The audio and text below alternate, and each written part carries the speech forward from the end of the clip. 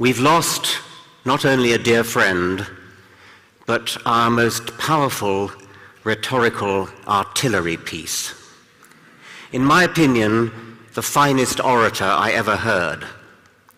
Not a demagogue like Adolf Hitler, not a ranting, shrieking orator like Dinesh D'Souza or a Bible Belt preacher, not a folksy fireside chatter like Ronald Reagan.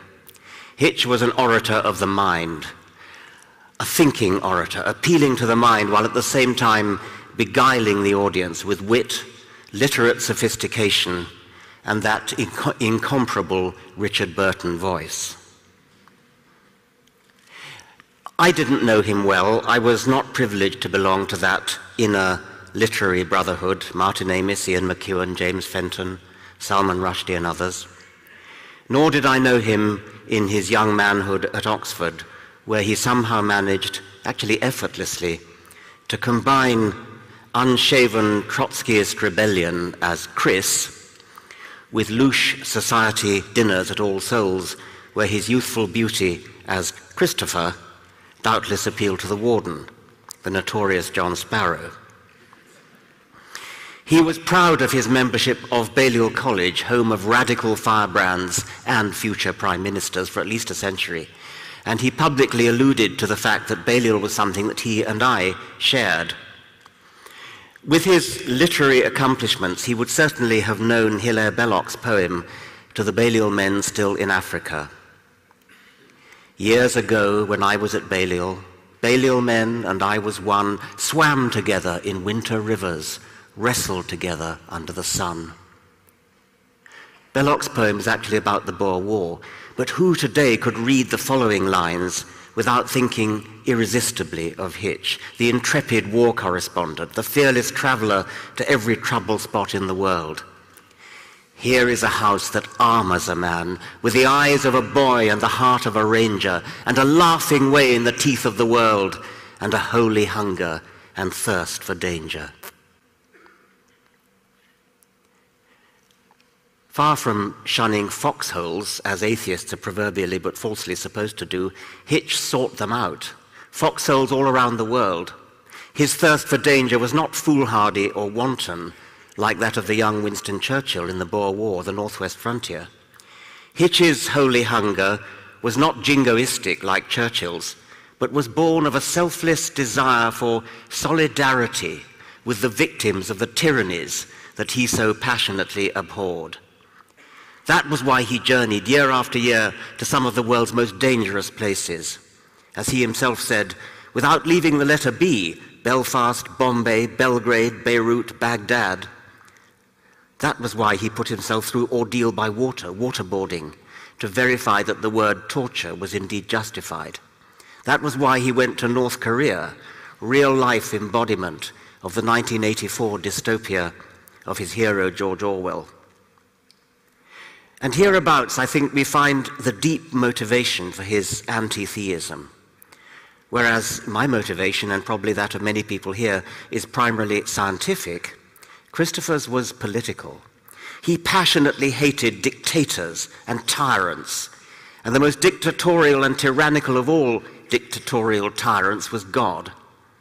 Mao or Stalin or Saddam Hussein or Kim Il-sung could make your life a misery, but at least you could escape by dying.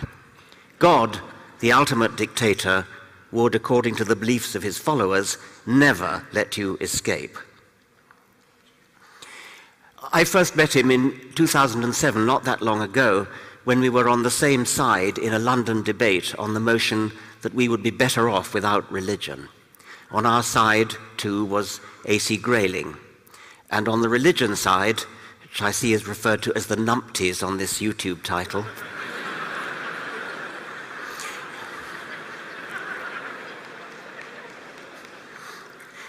were Rabbi Julia Neuberger, a leading British rabbi, Roger Scruton, the philosopher, and Nigel Spivey, who is an anthropologist. And I remember being spellbound by his oratory on that occasion, and also by his passionate intervention at one point when Rabbi Neuberger was trying to imply that you needed religion in order to be moral. And Hitch roared with that wonderful voice of his, "How dare you! How dare you!" And that shut her up.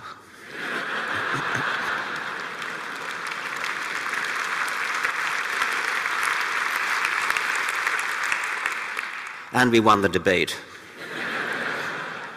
And my next encounter with Christopher was the recording of the Four Horsemen DVD by the Richard Dawkins Foundation, and he kindly made his Washington apartment available for that, and he and his wife gave us all a wonderful dinner afterwards, and that was a very, very memorable occasion for me. I'll never forget that. I saw him a number of times since, and then just very recently, at the end of 2011, I edited the Christmas issue of New Statesman, and one of the things that I did for that Christmas issue was to interview Hitch. We had a long interview on the eve of my presenting him with an award at the AAI. I began by asking him to reminisce about his own early days as a journalist on New Statesman, but he immediately and characteristically said he'd rather talk about topics of current interest, and specifically our shared fight against religion, and I was very pleased about that. It was a long interview, more a conversation than a combative interview. We didn't touch on issues of disagreement like the Iraq War or abortion. One exchange that I found especially pleasing was the following, I quote, I said, "One of my main beefs with religion is the way they label children as a Catholic child or a Muslim child. I become a bit of a bore about it." Christopher said, "You must never be afraid of that charge, any more than stridency." And I said, "I will remember that." Christopher said, "If I was strident, it doesn't matter. I was a jobbing hack. I bang my drum. You have a discipline in which you're distinguished. You've educated a lot of people. Nobody denies that, not even your worst enemies. You see your discipline being attacked and defamed and attempts being made to drive it out. Stridency is the least you should muster. It's the shame of your colleagues that they don't form ranks and say, 'Listen, we're going to defend our colleagues from these appalling and obfuscating elements.'"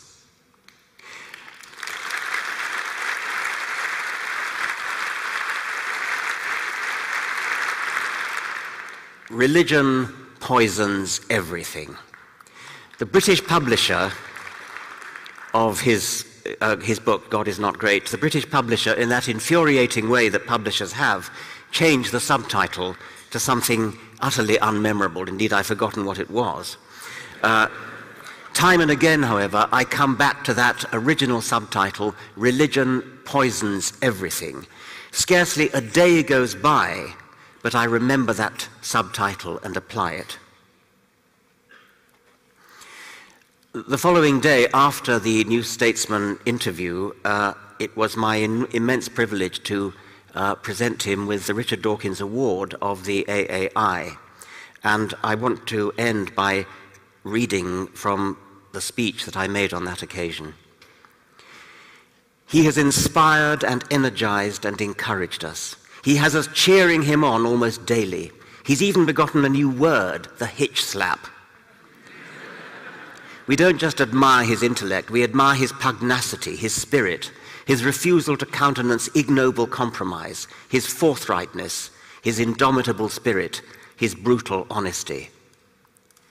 And in the very way he's looking his illness in the eye, he's embodying one part of the case against religion. Leave it to the religious to mewl and whimper at the feet of an imaginary deity in their fear of death. Leave it to them to spend their lives in denial of its reality. Hitch is looking it squarely in the eye, not denying it, not giving in to it, but facing up to it squarely and honestly, and with a courage that inspires us all. Before his illness, it was as an erudite author and essayist, a sparkling, devastating speaker, that this valiant horseman led the charge against the follies and lies of religion. Since his illness, he's added another weapon to his armory and ours, perhaps the most formidable and powerful weapon of all. His very character has become an outstanding and unmistakable symbol of the honesty and dignity of atheism, as well as of the worth and dignity of the human being when not debased by the infantile babblings of religion. Every day he's demonstrating the falsehood of that most squalid of Christian lies, that there are no atheists in foxholes. Hitch is in a foxhole, and he's dealing with it with a courage and honesty and a dignity that any of us would be and should be proud to be able to muster. And in the process, he is showing himself to be even more deserving of our admiration, respect, and love.